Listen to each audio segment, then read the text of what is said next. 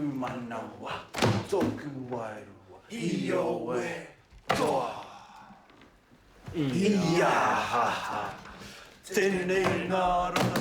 choreographers have just told us it's a 4-minute piece. We thought it was only about a minute. It now seems a much bigger undertaking. Probably have to tidy up a bit with some of the actions, but yeah, we've come a long way since the first day.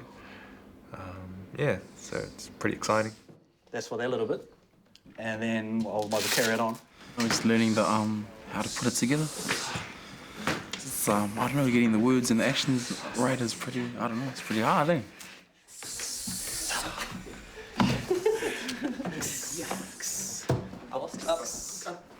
It's been a long week, dude. This rehearsal, I've come into it and pretty worried. It's kind of third weekend. I thought I'd be getting it a bit more easier than this, but I just haven't put the time in between trainings. And I think that really shows that the other guys have, so I'm feeling a little bit behind the 8 ball. As I say, it's been a wake-up call. I'll put in more work. I promise.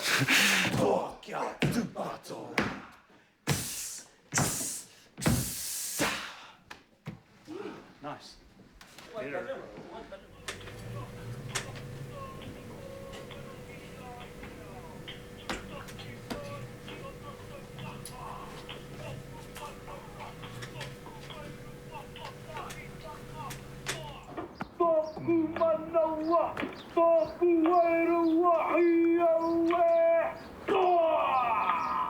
Yeah, I'm pretty much known in the team for a guy who's pretty laid back. So yeah, it takes quite a lot of concentration to actually get into kind of that warrior state of mind.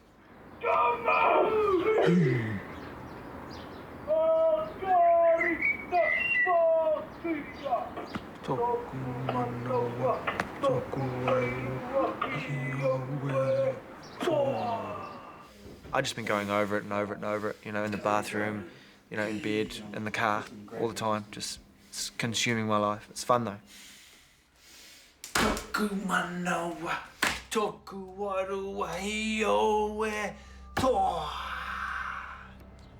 Cameron's solo performance is a chant about his own whakapapa.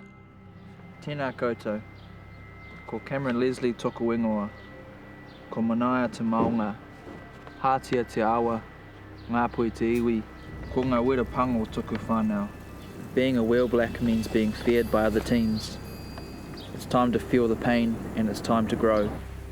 The responsibility that I feel I have to step up and take is more of a being loud and proud type sort of thing, because obviously with quadriplegics they don't have the diaphragm muscles to project their voice a little more. So I guess recently anyway, it's felt like I need to be loud for them, I guess, and just being proud to be doing it, I guess.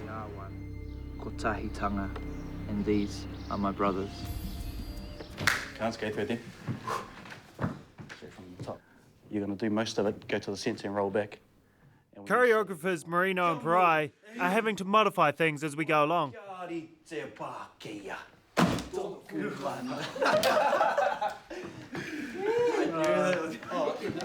think we'll go through it before. So we'll go through the words before we get into it. Well, me and this guy, we've been willing to step out and do something totally different.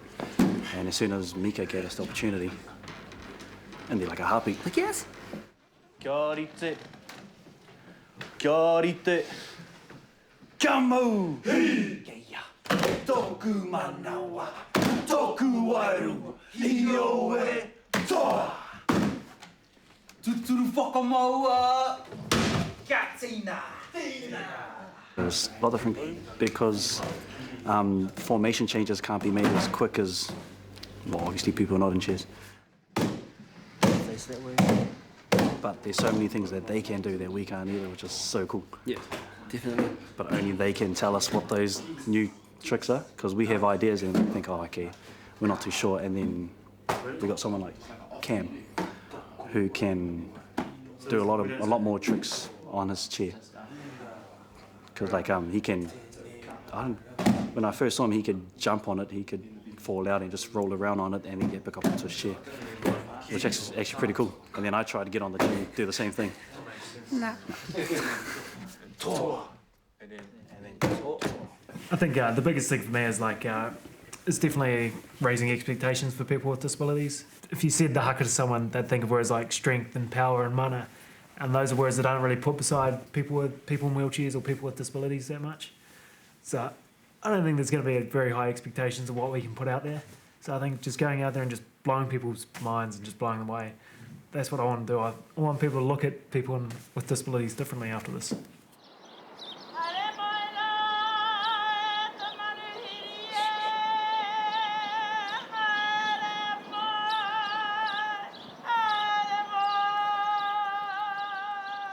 On one level, the haka is a display of physical strength, but it's also very much a spiritual journey.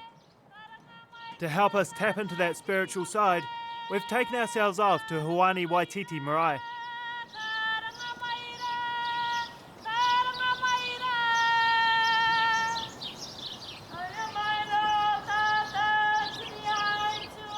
Dr. Peter Sharples reminds us what we're doing is powerful, and the impact goes beyond the performance itself.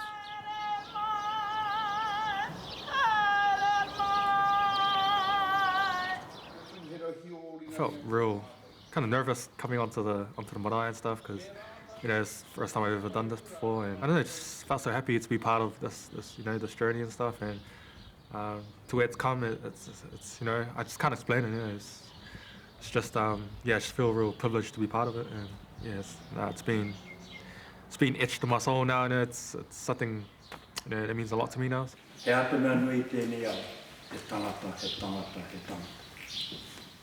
What is the greatest thing in this world? People, people, people. And that's why we're here. And that's why you're welcome here. This marae is yours.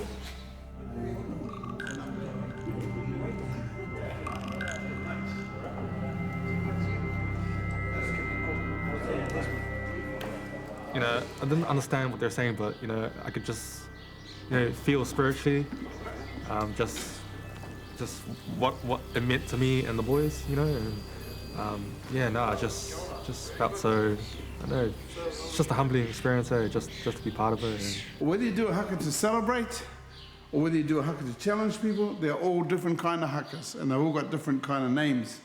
So I am so proud that you have a haka and that you're prepared to do it. One, because you're putting a challenge out to your team that you're facing, and you're saying, we are of substance, don't muck with us. And that's kind of good stuff, just as the other sports teams do it. But there's a special reason why I'm so proud of you, and that is the fact that you, without the use of all your limbs and even showing New Zealand a form of equality, that you are saying, we might be hung up here or there, but we're ordinary people, and the haka is ours as much as it is yours, and here it is. I couldn't stop thinking that he was the co-leader of one of our major parties, just here with us, freely just giving us time. That's pretty cool, I don't know any other countries in the world where you could just grab that opportunity. At this point, we'd only performed our haka in front of our coaches, but we figured Peter Sharples would give us valuable feedback.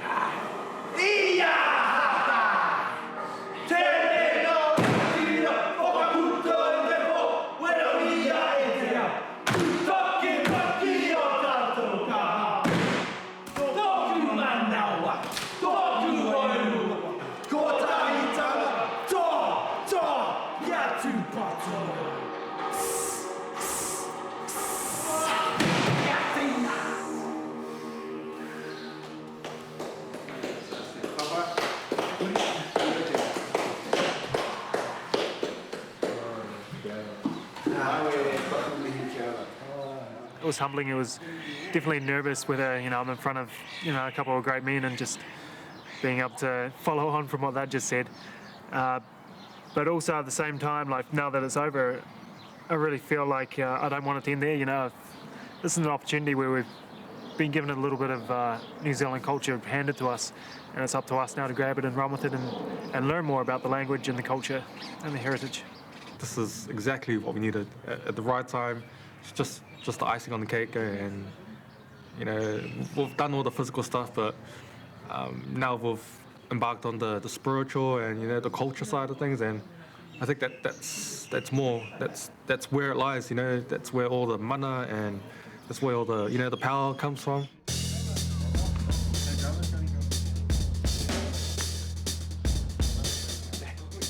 We'll only have one more practice together before showtime.